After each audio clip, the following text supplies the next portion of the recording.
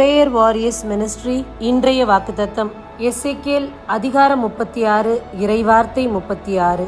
அப்போது உங்களை சுற்றியுள்ள வேற்றினத்தார் ஆண்டவராகிய நான் அழிந்திருந்ததை கட்டியுள்ளேன் என்றும் பாலிடமாயிருந்ததை விளைநிலமாய் ஆக்கியுள்ளேன் என்றும் அறிந்து கொள்வர்.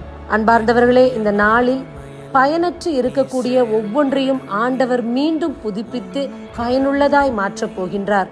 உதவாதது என்று எதையெல்லாம் நாம் தள்ளி வைத்தோமோ அது அனைத்தையும் இந்த நாளில் உதவுகின்றதாய் அவர் மாற்றி அமைக்கப் போகின்றார்.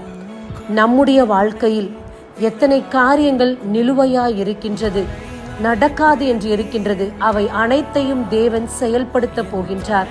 உங்கள் துக்கங்களோ கவலைகளோ எதுவாக இருந்தாலும் ஆண்டவர் இந்த நாளில் அதை நீக்கி போடுவேன் என்று கூறுகின்றார்.